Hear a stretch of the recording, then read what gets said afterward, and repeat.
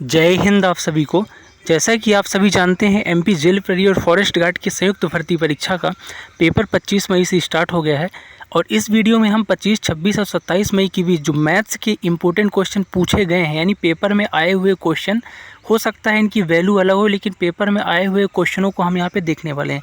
तो जिनका भी आने वाले शिफ्टों पे एग्ज़ाम है, उनके लिए ये वीडियो काफ़ी इंपॉर्टेंट होने वाला है। ठीक है, तो वीडियो को बड़े ध्यान से देखना है और हम पहले क्वेश्चन से शुरू करेंगे। तो पहला क्वेश्चन जो हमको यहाँ पे मिला है, टाइम एंड वर्क से था और बहुत ही कॉन्सेप्चुअल क्वेश्चन है, इसलिए वीडियो को बड़े ध्यान से आपको देखना है। क्या बोल रहा है? ए और बी एक कार्य को 12 दिन में कर सकते हैं। लिख देता हूँ मैं, ए और बी किसी कार्य को कितने दिन में कर सकते हैं? 12 दिन में। आगे क्या बोल रहा? वे दोनों 5 दिन साथ कार्य करते हैं, उसके पश्चात केवल ए कार्य को 14 दिनों में पूरा करता है। देखो, दोनों मिलके तो 12 दिन में करते थे, अब किया कितने दिन साथ? तो ये बोल रहा है कि ए और बी मिलके केवल इन लोगों ने 5 दिन ही काम किया। अगर टोटल इनको 12 दिन करना चाहिए, लेकिन इन्होंने किया साथ मिलके 5 दिन, तो बच कितने दिन गया?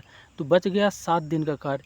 और 7 दिन का जो कार्य मिला ना, तो इसको 14 दिन लगा के कौन कर रहा है? ए कर रहा है।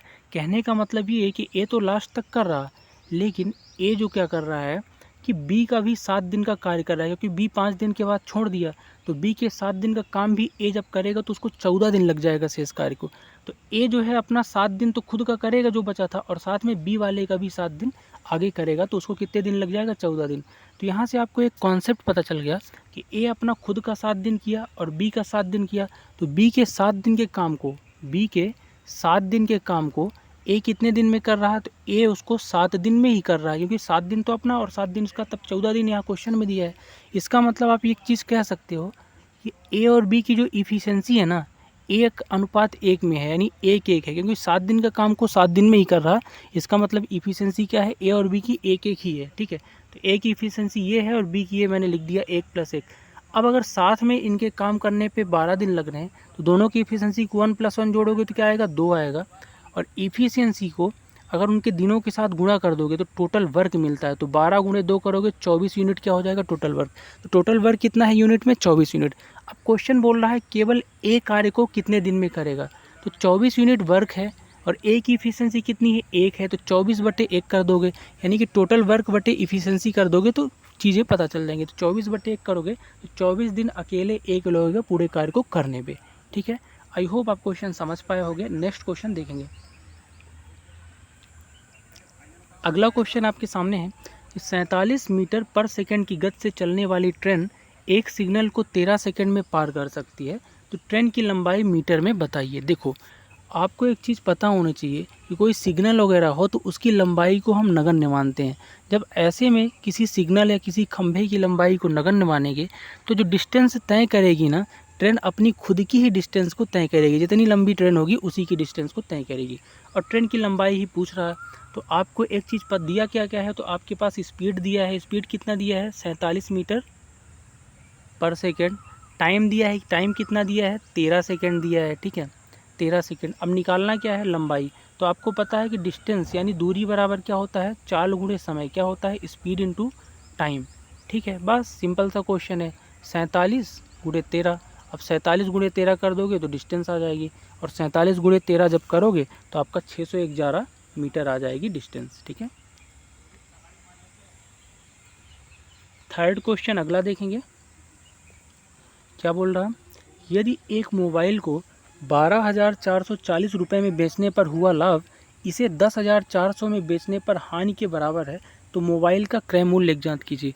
बहुत ही कॉन्सेप्चुअल क्वेश्चन है, बड़े ध्यान से आपको समझना है। देखो, बोल क्या रहा, कोई मोबाइल है, तो अगर इसे ये कितने में बेच रहा है? 12,440 में, तो यहाँ पे जो लाभ इसको हो रहा ना, अगर इसी मोबाइल को ये बेच दे 10,400 में, तो उसकी हानि के बराबर है।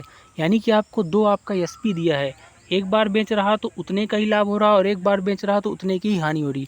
जब कभी भी ऐसा क्वेश्चन दे तो आपको एक चीज़ यहाँ समझना है, कुछ भी नहीं करना है, दोनों को जोड़ के और बटे 2 कर देना है तो क्रय मूल्य आ जाएगा। एक बार जितनी हानि हो रही और दोबारा उतना ही लाभ हो रहा है, इसका मतलब ये अगर इस वाले का लाभ निकाल के हानि में जोड़ दें तो दोनों क्रय मूल्य बन जाएंगे, और 2 क्रय मूल्य बनेंगे और बटे 2 कर दोगे तो 1 क्रय मूल्य बताना है तो आ जाएगा। तो जब कभी भी एक हानि और एक लाभ उतना ही दे 2 क्रय मूल्य पे, तो दोनों को आपको जोड़ के क्या करना है? बटे 2 कर देना है, तो सीपी यानी कॉस्ट प्राइस पता चल जाएगा। दोनों को जोड़ोगे तो 12 × 10 = 22 हो जाएगा, और 4 × 4 = 8, यानी कि 22,840 आएगा और बटे 2 करोगे, जब इसको काटोगे तो 11,420 यानी 11,420 रुपये आपका CP आ जाएगा। ऐसे कॉन्सेप्चुअल क्वेश्चन को ऐसे ही आपको बनाना है, ठीक है। क्वेश्चन नंबर 4 देखेंगे। सरल करने वाला क्वेश्चन दिया था कि सरलीकरण है, सरल कीजिए। अब ये आपका बोर्ड मास रूल लगा के आपको सरल करना था। एक्चुअल में ये प्लस लगा के नहीं लिखा था, यहाँ पे लिखते नहीं बन पाया। देखो लिखा ऐसे था, 4 सही 5/6 प्लस 7 सही 1/2 माइनस 5 सही 1/18 लिखा था और बोर्ड मास रूल लगाना था।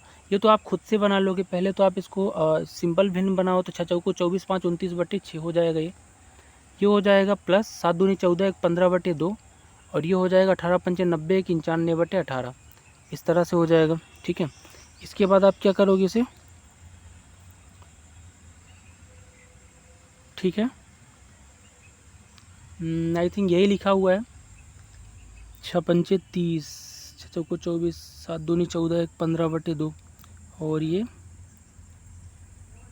हाँ 18 पंचे 90 इंच, हाँ यही लिखा है। अब इसको आप सॉल्व कर लेना और सॉल्व करके आप इसको आंसर इसका जो भी होगा आप बताना, क्योंकि आपको ये खुद से प्रैक्टिस करनी है, ठीक है। नेक्स्ट क्वेश्चन देखेंगे। हम केवल आपको कॉन्सेप्चुअल क्वेश्चंस बताएंगे, ठीक। चौथे नंबर क्वेश्चन का आंसर आपको देना है कमेंट बॉक्स में। अगला देखेंगे, यदि एक वृत्त की परिधि एवं व्यास का योग 232 सेंटीमीटर है तब इसकी त्रिज्या बताइए। बहुत ही कॉन्सेप्चुअल क्वेश्चन है, समझना।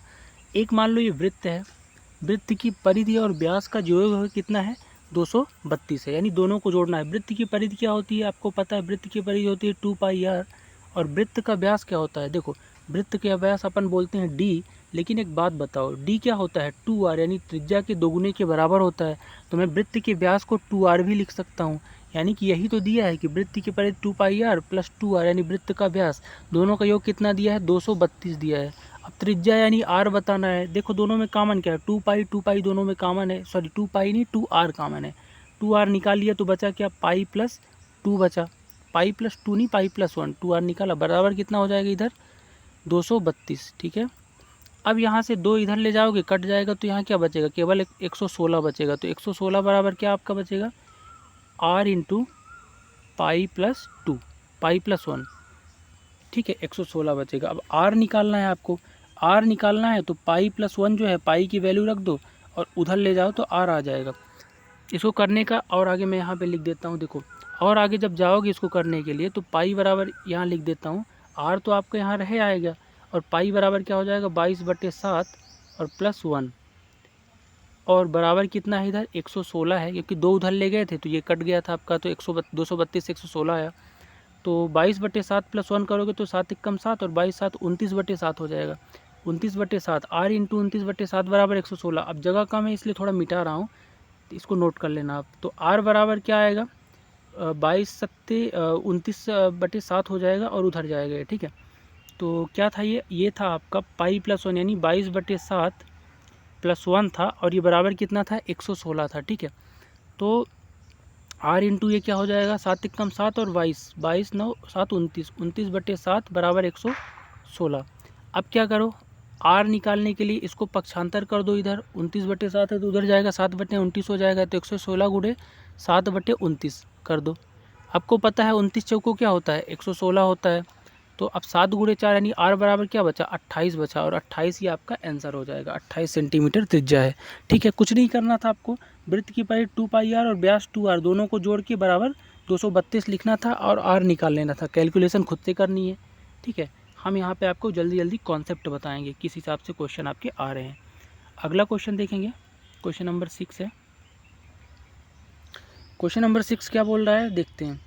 क्वेश्चन नंबर 6 है, बहुत ही सिंपल क्वेश्चन है कि x प्लस 1/x बराबर कितना है 2 है, तो x square plus 1/x square बराबर निकालना है। ये सिंपल क्वेश्चन है, आप इसको चाहो तो एलजेब्रा लगा के निकाल सकते हो या सिंपल तरीके से निकाल सकते हो। यहाँ पे देखो अगर मैं x लिखा है 1 रख दूँ तो 1 प्लस 1/1 हो जाएगा बराबर 2 लिखा है, तो 2 बराबर 2 यानी x बराबर क्या है सेटिस्फाई कर रहा है 1। जैसे ही आपको पता चल गया x बराबर 1 है तो इसमें पुट कर दो x स्क्वायर बराबर, तो आपका आंसर आ जाएगा, ठीक है। तो ये क्या हो जाएगा, ये हो जाएगा 1 का स्क्वायर, जैसे x बराबर 1 रखोगे प्लस 1/1 का स्क्वायर, तो 1 और 1 जोड़ोगे तो 1 प्लस 1 बराबर 2, तो ये भी 2 आएगा आपका, तो 2 ही आपका राइट आंसर हो जाएगा, ठीक है। नेक्स्ट देखेंगे क्वेश्चन नंबर 7 आपके सामने है, सरल करने वाला ही था। ये 15 का 440% माइनस 10 का 300% का 150%। तो बोडमास रूल लगाना था। बोडमास रूल क्या बोलता है? Bracket of division, multiplication, addition, subtraction. ठीक है, ब्रैकेट तो है तो सबसे पहले ब्रैकेट को सॉल्व करेंगे, तो उसके बाद ऑफ मतलब होता है का, फिर का को करेंगे। तो यहाँ देखो तो 15 का 440% क्या लिख सकते हो? का मतलब गुणा होता है 440 बटे परसेंट हटेगा तो क्या आएगा? 100 आएगा। माइनस कितना है? 10 का 300%। पहले इतना ही सॉल्व कर लेते हैं। तो 10 का 300% यानी 10 गुणे 300 बटे 100% हटे। 2 जीरो कटा, यानी यहाँ का बचा 10 त्याई 30 बचा माइनस, और इधर ये आपका 1 जीरो से 1 जीरो कटा, 5 त्याई 15, 5 दूनी 10, 2 एक कम 2, 2 22 44, तो यानी 22 त्याई 66। ये क्या बच गया आपका? 66, यानी 66 माइनस 30 इतना आ गया। और इसका कितना है? 150%। तो बाहर लिख देता हूँ, ब्रैकेट के बाहर कितना? 150 बटे 100। ठीक है, 50%। अब क्या करोगे आप? तो 66 में 30 चला जाएगा, 36 बचेगा। कितना? 36। और 36 का कितना? ये जीरो जीरो कटा, 5 त्याई 15, 5 दूनी 10, यानी 3 बटे 2, यानी 2 एक कम 2, 2 18, यानी 18 त्याई 54। खुद से कैलकुलेशन करना, 18 त्याई 54 इसका आंसर आएगा। ठीक है, नेक्स्ट है आपका रेशियो से क्वेश्चन। आपका इस तरह से कुछ पूछा था कि A अपान बी बराबर, यानी A रेशियो B 2/3 है, और B रेशियो C कितना है? 4/5 है, और C रेशियो A निकालना है। बहुत ही सिंपल तरीके से आपको मैं बताऊंगा कैसे आपको करना है। सबसे पहले आप A B C तीनों निकाल लीजिए। A ratio B ratio C में बना लीजिए।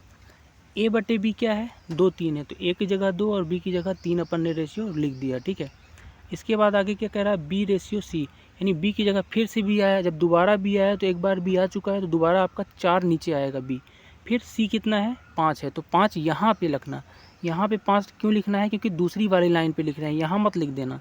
ठीक है, अब जो आपका खाना छूट गया है वहाँ उसके बाजू वाला भर दो। तो इसके बाजू में क्या है? 3 है, तो यहाँ क्या आएगा? 3। इसके बाजू में क्या है? 4 है, तो यहाँ 4।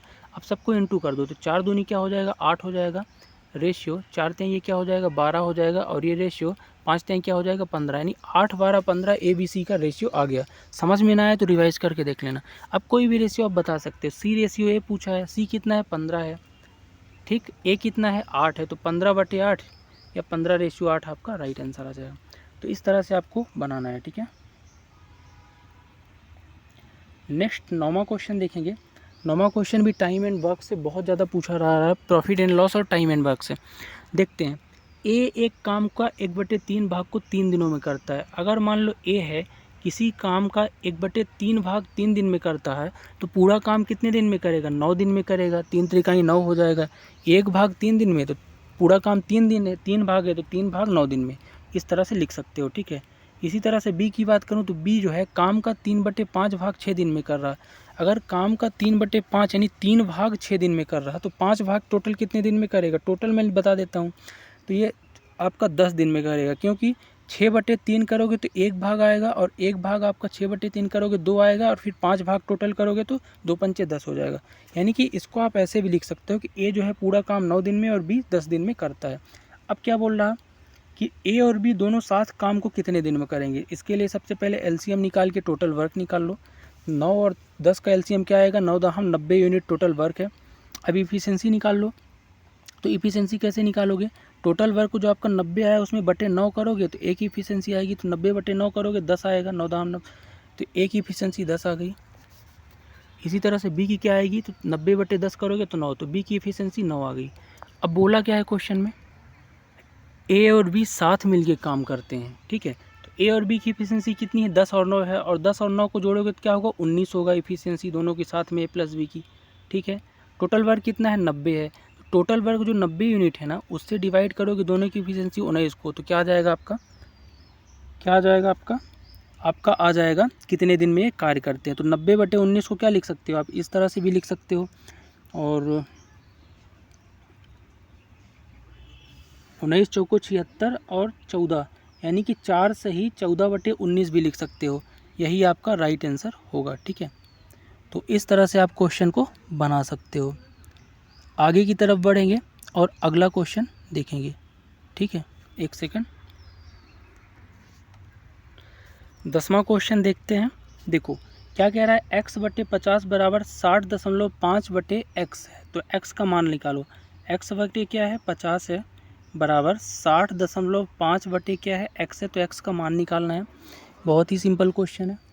कैसे करोगे आप, देखो इसको कुछ भी नहीं करना है, आप इसको पक्षांतर कर लो तो ये हो जाएगा x², और ये कितना आ जाएगा, इसको जब इधर ले जाओगे तो ये हो जाएगा 60.5 है तो आप 605 लिख सकते हो, गुणे ये 50 ऊपर ले जाओगे ये वाला, और पॉइंट हटा है तो नीचे 10 भी आएगा, ये 0 से 0 कटा, यानी 605 गुणे 5, तो x² बराबर क्या आ गया 605 गुणे 5 करोगे जब आप, तो क्या हो जाएगा ये 3025 आएगा जब गुणा करके देखोगे। अब यहाँ से x निकाल लो, x निकालने के लिए दोनों तरफ का क्या करो, स्क्वायर रूट कर दो। 30-25 का स्क्वायर रूट क्या होता है, तो ये 55 का स्क्वायर रूट होता है 30-25, यानी 55 आपका राइट आंसर आ जाएगा। इस तरह से आपको बनाना था, ठीक है। ये प्रैक्टिस सेट है इसलिए हम जल्दी थोड़ा सा करेंगे चीज़ों को, ठीक है। नेक्स्ट है 36 डिग्री का पूरक कोण बताओ। तो पूरक कोण होता क्या है, तो आपको एक कॉन्सेप्ट याद रखना है कि पूरक कोण और प्लस दिया गया कोण दोनों का योग हमेशा क्या होता है 90 डिग्री होता है। क्या होता है 90 डिग्री। अगर आपके पास 36 डिग्री दिया है तो आपको पता है कि जो भी अगला कोण होगा इसका पूरक, उन दोनों का योग क्या होगा 90 डिग्री होगा। तो x मान लिया, अब x बराबर निकाल लो, तो 90 - 36 कर दो तो आ जाएगा, और 90 - 36 क्या होता है 54 होता है। तो पूरक कोण इसका क्या होगा 54 आ जाएगा डिग्री। क्वेश्चन नंबर 12 देखेंगे कि एक वृत्त में एक जीवा की लंबाई 30 सेंटीमीटर है, वृत्त के केंद्र से जीवा की लंबवत दूरी 8 सेंटीमीटर है, वृत्त का व्यास ज्ञात कीजिए। बहुत ही सिंपल क्वेश्चन है, बस आपको कॉन्सेप्ट को पकड़ना है। देखो मान लो ये क्या है वृत्त है, ठीक, ये आपका वृत्त है, और वृत्त से एक आप जीवा की खींचते हो, तो ये मान लो मैंने जीवा खींच दिया जिसकी कितनी है लंबाई 30 सेंटीमीटर है, ठीक है। अब कह रहा है वृत्त के केंद्र से, मैं मान लेता हूँ ये वृत्त का क्या है ओ केंद्र है, क्या है केंद्र है, लंबवत दूरी 8 सेंटीमीटर है। तो अगर वृत्त के केंद्र से जीवा की तरफ लंबवत दूरी जाएगी तो कुछ इस तरह आएगा, और इसकी लंबाई क्या होगी 8 होगी, क्या है 8 सेंटीमीटर दिया हुआ है क्वेश्चन में, ठीक है। अब एक बात बताओ, पूछा है क्या वृत्त का व्यास, तो वृत्त का व्यास होता क्या है, तो केंद्र से बराबर होता है वृत्त का व्यास। आपको भी पता है जितना इधर होगा उतना ही इधर होगा। तो मैं इसको अगर ऐसे कर देता हूँ तो इस केंद्र से यहाँ तक आपको इसकी लंबाई 8 पता है लंब की, ठीक है। अभी आपका कुछ इस तरह से क्या बन गया राइट एंगल ट्रायंगल बन गया, जिसमें से आपका 8 दिया है लंब, और आपको निकालना है क्या है व्यास, यानी ये वाला कर्ण निकालना है। क्या करना है डी कर्ण निकालना है इसकी वैल्यू, क्योंकि आपका केंद्र से क्या होता है, केंद्र से आपका अगर आप इसकी एक तरफ जा रहे हो तो इसका व्यास ही तो होगा, ठीक है। तो आपके इसके अलावा क्या है वृत्त की जीवा टोटल कितनी है 30 सेंटीमीटर है, तो 30 सेंटीमीटर तो ये पूरा है। अगर आधा यहाँ तक करोगे केवल तो कितना आएगा 15-15 में 2 भागों में बांट रहा है लंबवत दूरी, तो इसकी लंबाई कितनी हो जाएगी 15 हो जाएगी आधार की। जैसे ही आधार की लंबाई 15 हुई और लंब 8 हुआ तो कर्ण निकाल ही लोगे पाइथागोरस से। कर्ण का वर्ग बराबर लंब का वर्ग धन आधार का वर्ग, d² बराबर क्या हो जाएगा लंब का वर्ग 8 का स्क्वायर यानी 64, और 15 का स्क्वायर यानी 225, ठीक है। तो d का स्क्वायर बराबर क्या आ जाएगा आपका 64, और ये जोड़ोगे तो 289 होगा, और 289 किसका होता है d बराबर निकाल लो, 289 का स्क्वायर रूट 17 होता है, यानी 17 सेंटीमीटर आपकी क्या हो जाएगी वृत्त का व्यास हो जाएगा, या फिर ये कर्ण हो जाएगा। तो कॉन्सेप्ट को एक बार और रिवाइज करके आप समझ लेना, इस तरह से आपको करना है। बहुत ही सिंपल क्वेश्चन था। नेक्स्ट देखेंगे कि यदि दो वर्गों का विकर्ण का अनुपात 1:5 है तो उनके क्षेत्रफलों का अनुपात बताइए। उनके क्या बताना है क्षेत्रफलों का अनुपात। आपको पता है कि विकर्ण होते क्या हैं, तो मैं मान लेता हूँ एक आपका हो जाएगा वर्ग का विकर्ण क्या होता है a1√2, और एक मान लेता हूँ रेशियो में क्या a2√2, ठीक है। क्योंकि आपको एक चीज़ पता है कि वर्ग का जो विकर्ण होता है a√2 होता है, तो एक भुजा को a1√2 मान लिया, दूसरे को a2√2, तो इनके √2 कट जाएंगे तो बचेंगे क्या, एक्चुअल में विकर्ण क्या होंगे a1/a2, भुजा का ही आपका रेशियो आ जाएगा। जब भुजा का ही रेशियो आपका विकर्ण आ जाएगा तो इनके क्षेत्रफल को निकालने के लिए दोनों का क्या कर दोगे आप, रेशियो को ही स्क्वायर कर दोगे। तो इसका स्क्वायर a1 वालों करोगे तो 1 का स्क्वायर 1 होता है, और 5 का स्क्वायर करोगे तो 25 हो जाएगा। तो 1:25 इनका क्या आ जाएगा क्षेत्रफल का अनुपात हो जाएगा। बहुत सारे और भी तरीके हैं, ठीक है।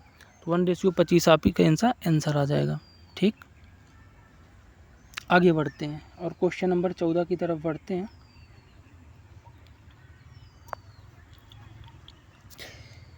क्वेश्चन नंबर 14 क्या बोल रहा है कि साधारण ब्याज पर एक राशि 9 वर्षों में तिगुनी हो जाती है, तो वार्षिक ब्याज दर ज्ञात कीजिए। देखो सीधी सी बात है, लेट सपोज कोई राशि नहीं है, मैं मान लेता हूँ माना राशि 100 थी, और अब तिगुनी यानी कितनी हो जा रही 300 हो जा रही है। 100 थी मान लो, और ये कितने सालों में हो रही है, तो 9 वर्षों में हो रही है। कितने वर्षों में हो रही है 9 वर्षों में। अब 9 वर्षों में तिगुनी हुई है, लेकिन बढ़ी कितनी है? 100 से अगर 300 हुई है तो केवल 200 ही तो बढ़ी है। तो 200 कितने साल में बढ़ रही है? 9 वर्षों में। तो आपको तरीके बहुत है करने के इसको। तो आप यहाँ से क्या मान सकते हो कि आपको टाइम 9 वर्ष दे दिया है, साधारण ब्याज आप 200 निकाल चुके हो, ठीक है। यहाँ पे 200 तो साधारण ब्याज हो जाएगा।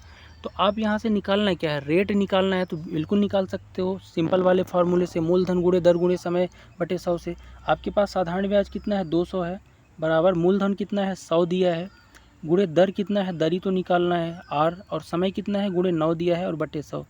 यहाँ से ये 100 से ये 100 कटे तो आर बराबर क्या आएगा? 200 बटे 9 हो जाएगा। इस वाले 9 को इधर ले जाओगे तो आर बराबर 200 बटे 9% हो जाएगा। और इसी को अगर आप सॉल्व कर दोगे ना तो 22 से ही 2 बटे 9% भी हो जाएगा। 22 से ही 2 बटे 9%। तो इस तरह से आपको सिंपल तरीके से बनाना था, ठीक है। सिंपल क्वेश्चन है, सिंपल अप्रोच है।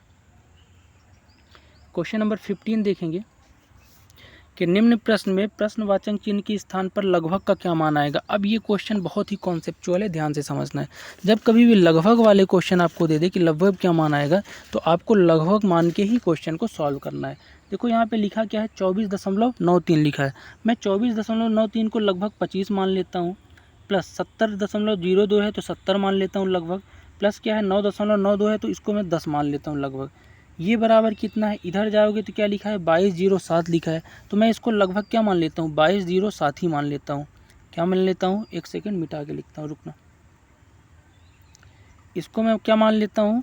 2207। पॉइंट को भूल जाता हूँ क्योंकि लगभग में भूल रहा है, और भागे में प्रश्नवाचक है। भागे में क्या है? प्रश्नवाचक है। तो मैं बटे में लिख दूँ, भागे में x मान लेता हूँ प्रश्नवाचक को, कोई दिक्कत नहीं, ठीक है। x का मान बता देना। अब कुछ नहीं करना, सबको जोड़ लो। 70 10 80 और 20 100, 105 हो जाएगा। ये 105 बराबर क्या आ जाएगा? 2207 बटे x आ जाएगा। x बराबर निकालना है तो x को इधर ले आओ और 2207 बटे 105 कर दो, ठीक है। तो यहाँ से आप जब 2207 बटे 105 करके निकालोगे तो यहाँ से आपका पॉइंट में कुछ आंसर आएगा। तो आपको इस क्वेश्चन को पॉइंट को लगभग मान के करना है, ठीक है। तो 2207 डिवाइड बाई 105 करोगे तो यहाँ से आपका लगभग 21.04 आएगा, ठीक है। करके देख लेना, ठीक है। तो सॉल्यूशन को अपने को थोड़ा सा कॉन्सेप्ट को मजबूत करके चलना है। नेक्स्ट है, यदि किसी संख्या के 35% घटाने पर 26 प्राप्त होता है तो संख्या क्या है? बहुत ही सिंपल क्वेश्चन है, सिंपल अप्रोच से करेंगे। हमको कुछ भी नहीं पता है, मैं संख्या को x भी नहीं मानूंगा। मैं इतना सोचता हूँ कि अगर किसी संख्या का 35% क्या है? 26 है। तो एक बात बताओ, किसी संख्या का 35% घटाने पर, अगर मान लो कोई संख्या 100% रही है, उसमें से 35% घटा दोगे तो कितना बचेगा? 65% ही बचेगा। और उस 65% की वैल्यू कितनी है? 26 दी है। तो 100% निकाल लो। मैं क्या करूँगा? 26 और बटे 65% कर दूंगा तो क्या आएगा? 1% की वैल्यू आएगी। और गुणे 100 कर दूंगा तो 100% की वैल्यू मिल जाएगी। कहने का मतलब ये है कि 100% कोई चीज़ है, उसमें 35% घटा दिए तो 65% बचा। और 65% की वैल्यू अगर 26 है ना, तो 100% निकाल लो, वही तो संख्या होगी। तो 26 बटे 65 कर दोगे तो 1% आएगा, गुणे 100 कर दोगे तो 100% हो जाएगा। काट दो, 13 दूनी 26, 13 पच्चे 65, 5 एक कम 5, 5 बीसम 100, तो 20 और गुणे 2 यानी 40 आपकी क्या होगी? संख्या होगी। बहुत ही सिंपल अप्रोच से अपन चीज़ों को देख रहे हैं। नेक्स्ट है 19 नंबर क्वेश्चन देखेंगे कि 24 महिलाएं एक काम को 9 दिनों में कर सकती हैं। यदि 6 दिन में काम पूरा करना है तो कितनी अतिरिक्त महिलाओं की आवश्यकता होगी। यहाँ पे थोड़ा सा कन्फ्यूजिंग पॉइंट है, ध्यान से समझना। देखो यहाँ पे कॉन्सेप्ट कौन सा लगा है? M1 D1 बराबर M2 D2, है ना। D फॉर डे और M फॉर मेन या फीमेल जो भी हो। तो यहाँ पे देखोगे 24 महिलाएं, M1 कितना है? 24 है, गुणे D1 कितना है? 9 है, बराबर M2 कितना है? यही तो निकालना है। गुणे D2 कितना है? 6 है। तो M2 निकाल लो। तो M2 निकालने के लिए 6 इधर लाओगे, पक्षांतर हो जाएगा, 24 गुणे 9 बटे 6 हो जाएगा। 6 कम 6, 6 चौको 24, यानी 9 चौको 36। तो M2 की वैल्यू क्या आ गई आपकी? 36 आ गई। M2 कितना आ गया? 36 आ गया। लेकिन M2 36 नहीं बताना था, बताना क्या था कि अतिरिक्त महिलाओं की आवश्यकता कितनी है। देखो, अगर काम आपको 9 की जगह 6 दिन में पूरा करना है तो पहले 24 महिलाएं लेते थे, अब कितना लेना है? 36। तो 24 में कितना जोड़ें तो 36 हो जाए, तो 12 अतिरिक्त जोड़ दें तो 12 अतिरिक्त महिलाओं की आवश्यकता पड़ेगी। लास्ट क्वेश्चन देखने वाले हैं हम। लास्ट क्वेश्चन आपका ट्रेन से रिलेटेड है। क्या बोल रहा है? यदि एक ट्रेन की लंबाई एक प्लेटफार्म की लंबाई की दोगुनी है ट्रेन 54 किलोमीटर पर घंटे की चाल से एक प्लेटफॉर्म को 1 मिनट में पार करती है, तो ट्रेन की लंबाई ज्ञात कीजिए। बहुत ही सिंपल क्वेश्चन है, समझते हैं। देखो, मैं मान लेता हूँ, माना प्लेटफॉर्म की लंबाई कितनी है, x है मान लेता हूँ। तो अगर प्लेटफॉर्म की लंबाई x है तो ट्रेन की लंबाई क्या बोल रहा है, प्लेटफॉर्म की लंबाई दुगनी है, तो ट्रेन की लंबाई कितनी हो जाएगी, दुगनी, यानी 2x हो जाएगी। ठीक, इसके बाद बताना क्या है आपको, ट्रेन की लंबाई बताना है। तो ट्रेन की लंबाई तो 2x है। अब देखो यहाँ पे आपको ट्रेन की चाल दी है, ट्रेन की चाल कितनी है, स्पीड कितनी है, 54 किलोमीटर पर घंटे। इसको मैं किस में कन्वर्ट कर सकता हूँ, क्योंकि अपने पास मिनट है तो मीटर में कन्वर्ट कर सकता हूँ, यानी 5/18 का गुणा कर दूँ। तो 5/18 गुणा करूँगा तो मीटर पर सेकंड में स्पीड आ जाएगी। ये एस है, ठीक है। 18 कम 18, 18 3 54, यानी कि स्पीड क्या आ गई आपकी, 5 3 15, यानी 15 मीटर पर सेकेंड आ गई। ठीक, स्पीड कितनी है ट्रेन की, 15 मीटर पर सेकेंड है ट्रेन की। और एक प्लेटफॉर्म को कितने देर में पार करती है, 1 मिनट में करती है। तो आपको क्या करना है, देखो आपके पास टाइम दिया है, स्पीड दी है, डिस्टेंस निकालना है। तो आपको डिस्टेंस भी दी है, डिस्टेंस कितनी है, क्योंकि कोई ट्रेन है जो अपनी खुद की दूरी पार करेगी, प्लेटफॉर्म को पार करेगी, और साथ में प्लेटफॉर्म, यानी 2x और x जोड़ दोगे तो 3x हो जाएगा। 3x आपका डिस्टेंस है, और डिस्टेंस बराबर क्या होता है, यानी दूरी बराबर क्या होता है, दूरी बराबर आपका होता है चाल बटे समय। और चाल कितना है, 15 मीटर पर सेकंड है, बटे समय कितना है। देखो समय 1 मिनट दिया है, लेकिन अगर मीटर में कन्वर्ट कर रहा हूँ तो ये सेकंड में बदलूंगा इसे, तो 60 हो जाएगा। 60 सेकंड 1 मिनट में, काट दो, 15 कम 15, 15 चौको 60। अब 4 को इधर ले जाओ, ठीक है, तो ये क्या हो जाएगा, 1 सेकंड, यहाँ से काट देता हूँ। 3 1 कम 3, 3 5 15, 5 1 कम 5, 5 12 60। कुछ गड़बड़ कर रहा हूँ क्या यहाँ पे, 1 सेकंड। हाँ, यहाँ पे आपका एक चीज़ गड़बड़ हो रही है। एक चीज़ गड़बड़ ये हो रही है कि चाल बराबर जो है आपका चाल बराबर दूरी बटे समय होता है। अपन ने यहाँ पे गलत फॉर्मूला लगा दिया है, सॉरी। देखो आपको पता है चाल बराबर क्या होता है, दूरी बटे समय। चाल कितना है, चाल तो 15 मीटर पर सेकंड दिया है। दूरी कितना है, 2x 3x हो जाएगी। और बटे समय कितना है, 1 मिनट है, यानी इसको 60 सेकंड मानोगे। मीटर पर सेकंड में चाल बदले हैं तो इसको भी 60 सेकंड मानोगे। अब आपका आ जाएगा 3 1 कम 3, 3 5 15, ये इधर जाएगा तो 6 पंचे क्या हो जाएगा, 300 हो जाएगा। तो x बराबर क्या आ गया, 300 आ गया। बट x क्या था, x प्लेटफॉर्म की लंबाई थी, बताना किसकी है, ट्रेन की लंबाई बताना है। ट्रेन की लंबाई कितनी है, 2x है। तो 300 अगर x है तो 2x 600 हो जाएगा, यानी 600 आपकी क्या आ जाएगी, ट्रेन की लंबाई आ जाएगी। ठीक है, तो क्वेश्चनों को एक बार आप रिवाइज करके ज़रूर देख लेना। ये प्रैक्टिस सेशन था, इसलिए मैं जल्दी जल्दी चीज़ों को बताता गया। ठीक है, कॉन्सेप्चुअल ये सेट्स नहीं था, आपका प्रैक्टिस सेट था। और बाकी कोई सजेशन हो वीडियो के बारे में तो आप कमेंट करके ज़रूर बताना। मिलते हैं नेक्स्ट वीडियो में, तब तक